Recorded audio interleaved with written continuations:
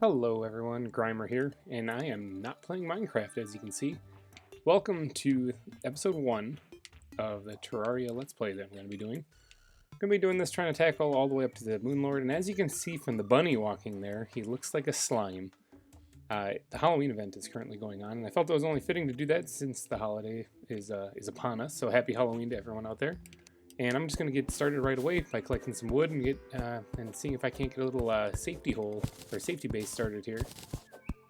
For those of you who have never played Terraria, I strongly suggest you give it a shot. It is incredibly fun. It's something like a mix between Minecraft and Super Mario and Ghouls and Goblins, but if you were to throw in tactical shotguns and lightsabers, this is the game. It's sort of like an acid trip, but or at least an interesting one. But this is gonna be a lot of fun. Hopefully you guys enjoy this content as it comes out. Let me know in the comment section down below if you do, and I will get to work right here, right now. So this is on a normal difficulty. I am playing on like a casual difficulty. I'm not looking to get murdered, do hardcore, none of that. This would be a 1-episode series, and it'd be about a half of an episode at that. So I'm gonna go ahead and get started here by making myself a wooden sword, because this copper short sword just pokes and it sucks, but the wooden sword swings and that's better. I'm also going to go ahead and get myself a wooden bow going, because I'm, slow. Okay, let's just throw that right in the trash. Let's do another one. There we go. That's better. Because I'm going to need that going forward here. I'm going to grab a little bit more wood here, and then I see some lead on the surface over there by that bunny on the right-hand side. I'm going to have to snag that. So that answers one question, is what kind of ore do we have in this world? For those of you who have never played, there are 4 types of hard mode ores, and you get 1 of each type in the world generation, but you don't really know what they are. Lead and iron are equivalent to each other. They are basically the same thing, but you just get one or the other whenever you load up a world. Let's see if I can't get myself a better bow. Rapid, that's better. I like that. You get one or the other one when you start up a world, and I'm going to go over here and snag aside from this tree. Sorry, bunny, didn't mean to punch you in the face with an axe. Oh, you're coming back to round 2. Okay, that's fine. I'm going to go over here and snag some of the stone here, because stone is what you need to make arrows. You need stone and wood. So I'm just going to grab a little bit of this. Oops, let's get that last block. I need it. There it is. So if you go over to the workbench, you can then craft yourself some arrows. I'm going to grab as many as I can. There we go. Bam. I'm also going to assign some of these things to my hotbar, or my D-pad. I'm using an Xbox 360 controller. For the most part, whenever I'm dealing with things like inventory management, it's terrible on a controller. Get out of here, slime. Slime might look like a bunny. The bunny might look like a slime, but either way, it's an enemy. Playing this with a mouse and keyboard is something I just never got used to as I started playing this game on the Xbox 360, and then the inventory management on a controller is a nightmare. So I kind of play like a weird hybrid of both types, where I move around, I battle and all that other fun stuff with a controller, but then when it comes time to do any of my inventory sorting, or even some of the building, I have to switch to the mouse and keyboard, because that's just better for that. I guess, in reality, I should just sit down and get used to doing one or the other, but no, I refuse. Okay, speaking of refusing, this thing refused to die. There it goes. Alright, let's see what we got over here. I am going to need to collect a little bit more stone, as I'm going to need to create a furnace to be able to smelt up this lead that's on the surface here, to put it into bar form so that I can use it for anything. Here's some nice tall trees. I should have been cutting these down this whole time. Slime, I'm going to kill you with my axe if you jump at me. Just letting you know. Heads up.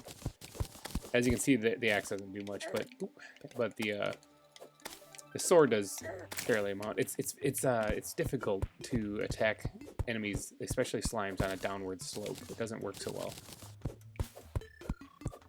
I do need to think about creating a little safety hut or getting underground as soon as possible. I should have enough wood now. Here's a regular slime. He didn't feel like he wanted to be in the festive season.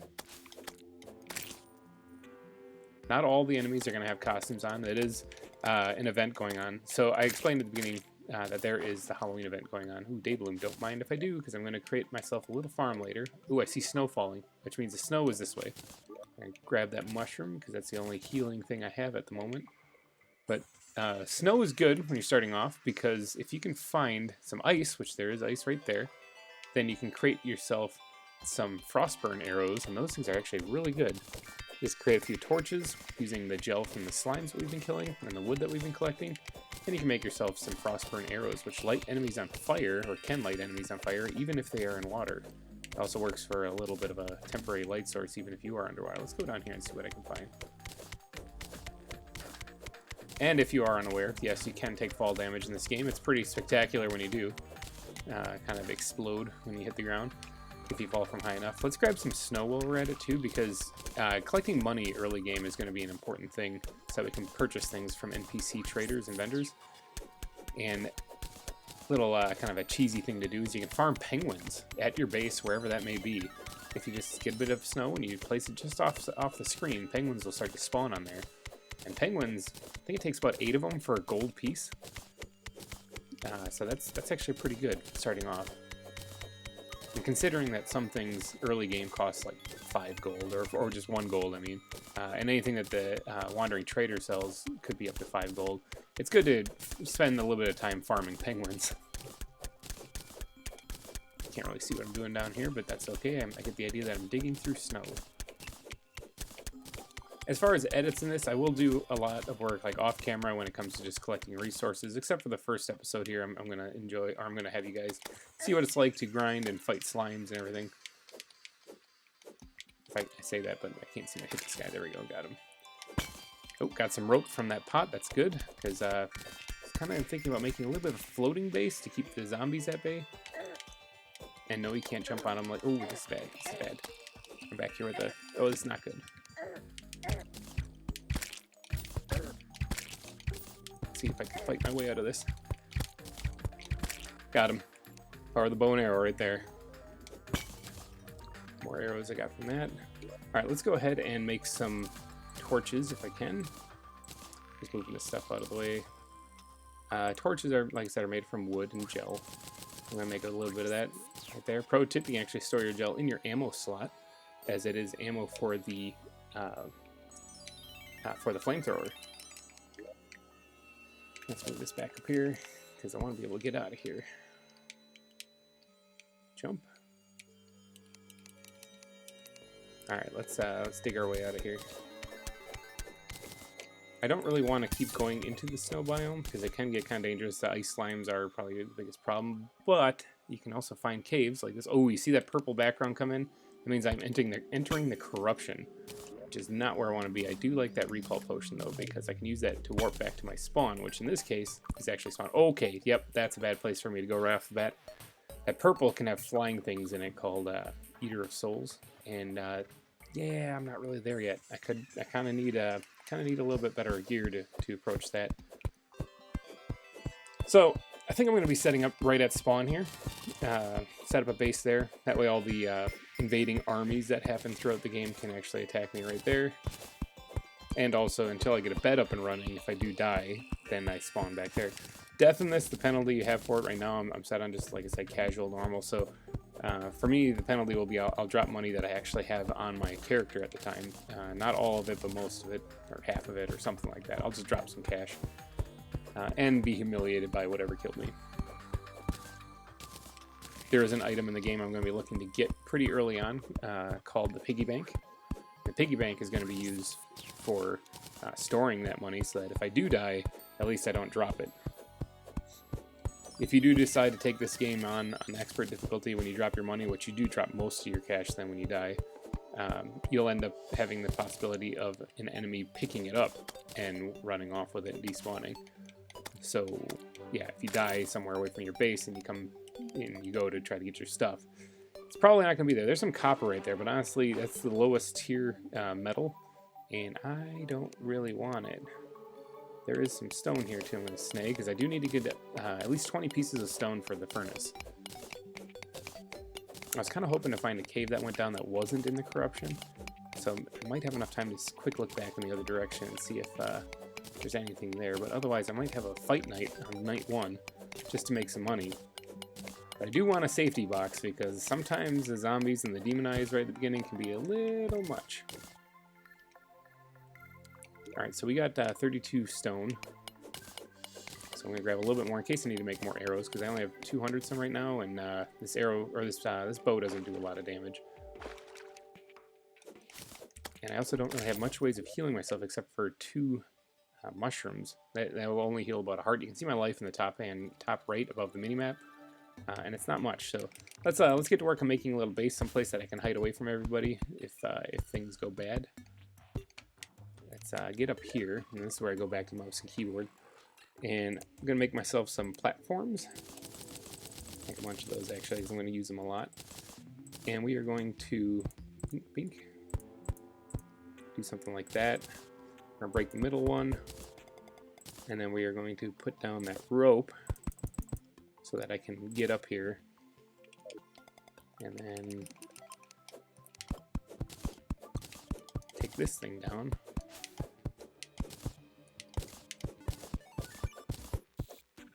And just like that, bam, we can get up here with that rope. Wood seems to be the most plentiful resource, so I am going to get to work building with that. Oops. I don't want to do that though. There are 2 types of placement in this, where one you can just do the kind of rough area that you're aiming at, which is what mine was just in there. And if you press on the keyboard control, it'll toggle that to more individual placement, which will put it right where you're looking. So I'm going to create a couple of little boxes here, and this is nothing fancy. This is not something that'll look pretty. In fact, I might tear this down later once I get a little bit more established. But this is just a hidey hole, because that slime down there is not the worst thing in the world, but what's coming at night could be pretty bad. Alright, so let's get to work on making these livable places. So, again, if you've never played this game, livable places have to be a certain dimension. These should be big enough. They don't have to be very big. I'm going to make myself a little table also for this side. Okay, there's our first zombie, and the guide seems to be doing pretty good. I'm going to go give him a hand because I want money. Oh, there's a butterfly. I got a bladed glove. Okay, so Halloween event item right here. 12 melee damage definitely beats my my wooden sword, so goodbye, wooden sword. The bladed glove swings very fast. It's obviously a reference to Freddy Krueger. There's also a raven right there. These are all these are all enemies that spawn only during the Halloween event. So normally when you play this, you don't have pumpkins growing like the one behind me there, and you don't have ravens attacking you like crazy. And that zombie's dressed up like a pixie. That's pretty cute. Get some light down here so you guys can actually see what I'm doing. More pumpkins growing there. Put the bladed glove out here and take on this pixie zombie. These are just cosmetic costumes for him during the Halloween event. Oh, I hear the guy fighting over there again. This guy's just a regular zombie full of arrows. This bladed glove is a real great find right off the bat. Alright, let's get back to work to building this so that this guy has a place to move in, because I want him up here at night. Okay, so they need a certain livable space, needs to be a certain size, which I think it's like 10 wide, 7 high, something like that. It needs to have some type of table, and it needs to have some type of relaxation furniture, whether it be a chair, or a bed, or a bench, or something. And then it just needs a background wall, which is what we're going to create here. Oh, I can't make, you can make background walls in front of workbenches, so I'm going to just create some wood ones. And then you can just fill in the area. Fight down there, guide. What's my guide's name anyway? I didn't even catch that when I entered the world. And then of course it would help to have a door to close it off. So the enemies are tracking me, not him. So this should be a livable space now, so he should be able to move in here. Die, zombie with my bladed Freddy Krueger gloves. So if I leave the area and keep an eye on him on the minimap, he should just kind of teleport up there. If he moved in, that is. Yep, there he goes. He just went up there. Get some light over here so I can see what I'm doing. And there he is, safe and sound inside the house. And he'll remain in this area. He won't like drop down or anything like that. The guide is useful when you don't remember how to craft something. So you can always just walk right up to him, say, hey, Connor, that's his name. You can go to crafting, and then you can show him like a piece of wood. What does this make? And then he'll show you all of the things you can make from wood and where they go. Like a heavy workbench is something I intend on making one day. It tells me that I need 12 of any type of wood, 8 of any type of iron bar, which could be a iron equivalent like lead. And then it's made at an anvil, required objects anvil. So he'll tell you like how to make stuff so that you know what you're doing. He won't tell you what you're supposed to do next, as this game is very much like a sandbox game where you can just kind of choose to do whatever you want, actually. In this case, I'm going to make more background walls so that I can fill in not only the room, but the space between them. because I want another NPC to move in. Now, once you have enough money in this world, which I think it's like 25 silver, you can make a, or you can get the merchant to move in, and he is going to be the guy I want to move in because he sells the piggy bank. But I do need a gold for that piggy bank. Let's see, tease this here. Try to fill this background wall in. Enemies cannot spawn on background walls that the player places, so that's why I'm trying to fill those in so that nothing spawns in there. Let's get a little light source going in here. Oops. A little light source going in here too. Let's go rip apart this zombie and hopefully we get a shackle or something. They can drop items that you can equip. And that's what I'm going to be trying to get out of these guys. I need some more mobs to spawn here so I can kill them. You know, any money you get cash for killing mobs. Okay, here we have some sunflowers, lots of them actually. I'm going to snag a few of these. So sunflowers, aside from, if you can see underneath my screen up in this area up here, I got happy, movement speed increase and monster spawns reduce. That's what happens when you stand near sunflowers. So I'm going to snag these because you only need one to get that perk. They don't stack.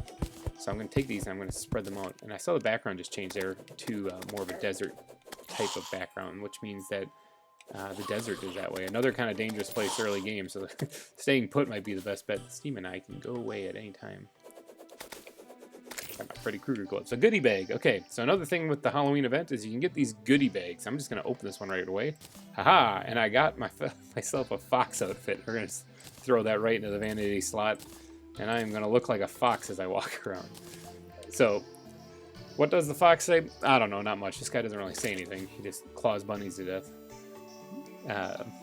There are a bunch of different costumes, including a creeper costume, which would be fun to get. I wouldn't mind getting the Reaper costume, though, because I think that looks really cool. It kind of looks like a Terraria version of my Grim Reaper skin in Minecraft. Alright, so with nighttime down, I'm going to go ahead and place some of these sunflowers kind of around here, so that I get that increase in movement speed. Oh, I hear a fallen star coming down. Was it this way or no? Yes, it was. Okay, so that's a falling star. They drop at night randomly. And you need 3 of them to create a mana crystal. And on the right-hand side over here, the top right of the screen there, you can see that there is a 20 out of 20 mana that I have. If I can get another mana crystal, which is 3 fallen stars, then I can create another mana star up there and have 40. And you can do up to having 10 stars. And then those will... oh, here's a nurse zombie. That's cute. And then those will...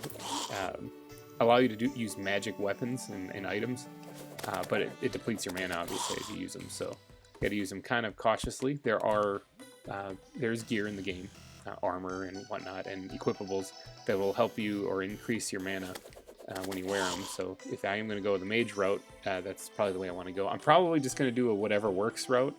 You know, equip anything. I'm not going to just stick to purely ranged weapons or melee weapons or something like that. I'll go the whatever category. Seeing as this is going to be my home base and monsters are coming to eat me, I'm going to put down one of these campfires with wood and some torches. Because what a campfire does, if you look in the top here where the happy thing is, next to it is cozy fire. Life regen is slightly increased. So that'll help me deal with, you know, getting attacked constantly. I was really hoping, I suppose putting down these sunflowers doesn't help with the whole getting a bunch of things to attack me to try to get more money. So maybe I'm going to go over here where that's not the case. Oh, look at that. There's another fallen star. Another pro tip, you can put those in your ammo slot as well, since they are ammo for the star cannon. Here's a superhero zombie.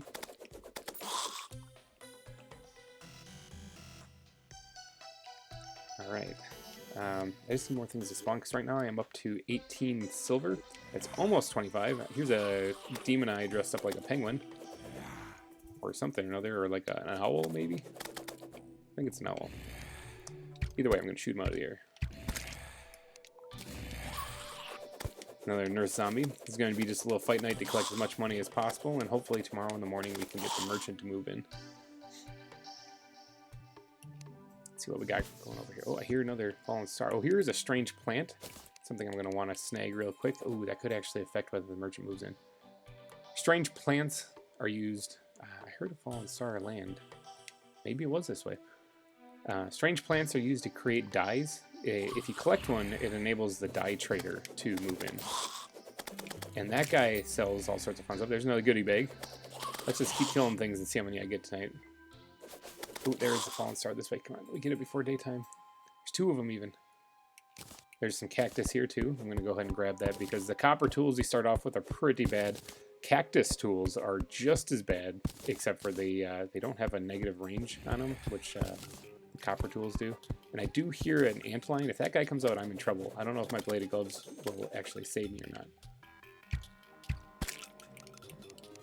So I'm going to collect the... Oops, that's the wrong tool there. I was collecting some sand, which I'll use eventually. I'm going to grab as much of this cactus as I can. Notice it's getting a little bit lighter out. That's because the sun is starting to come up. Bladed gloves. Zombie. I do this right here. This hole you see on the left-hand side here. This is the antlion nest, and those things are way too strong for me to take on right now. So I'm just going to cover that up. I hear one that could. I think it's one of the swarmers that can fly. Anything with the background wall like that can spawn them in on it. So if there's a little dip in the desert that has it, I got to cover that up too. That way I can safely cross the desert. I see a slime there. It's sand slime. That means that the daytime has officially happened. And this vulture wants a piece of me. Die, vulture. Got him. See if I can just bladed glove this thing. Blender. Tell you, that's a great find. Great time to start Terraria right now is during the Halloween event. I think I might have actually survived the first night without dying. That's pretty good. There wasn't too much that came at me. I think those sunflowers really helped. I'm just gonna grab the rest of this cactus in the desert here, and then I'll head back and probably close up the episode. Oh, I hear. Okay, that's a regular antlion in the ground there. That's not like a swarmer or a charger. That thing will shoot sand at me. So, gotta rip him up real quick. I guess that's one way you could farm sand, but it's a really slow way to do it. I mean, you might as well just load up a new world. Oh, for people who have never played this, in Terraria, you are building your character at all points. So if you choose to go to a different world, that's okay. Here's some more lead right here. That's okay, because anything you have in your inventory goes with you to that world, or anything stored in your piggy bank will be accessible in a piggy bank on that world. Unlike Minecraft, where everything is stored on the world, and then you as a player hop into that world, and what you get, you get. This world is a little bit different. Okay, so I'm going to go ahead and just use my recall potion to head back here. So if I really wanted to farm a buttload of sand or something like that, I could just go to another world without destroying this one and do that. Okay, so I got a little starter base going here. Hopefully the merchant or the dye trader, someone moves in. If the dye trader moves... Oh, look at that. Speak of the devil and he shall appear. The dye trader moved in, so I did not get the merchant, so I don't have the ability to buy the piggy bank yet. But this guy right here, if you ask him about strange plants, if you have a strange plant in your inventory, he will change it into a type of dye. Now, the dyes you can use to change the color of your outfit, so I can be a red acid fox if I wanted to be, which kind of looks a little trippy. Or early game, probably, unless you find a color that you actually really like for your character. Early game is just go talk to him again, hit shop, take that dye that he sold you, which that's 60 silver. It's actually one of the cheaper ones. Normally they sell for about 2 gold, and put it right there, take the money for it, and then just say thank you, have a good day. Let's go take out the slime. And then closing out the episode here, I think I'll open up my second goodie bag and see what I got. Haha! I got some rotten eggs. Okay, so that was pretty terrible. The only thing you can do with rotten eggs is throw them at the vendors. Yeah, I'm sure they really appreciate it. Happy Halloween! Okay, so thank you for watching. There'll be more of these coming out. This is obviously going to be a series on my channel. And I wish you all a happy Halloween, and I will see you next time. Bye-bye.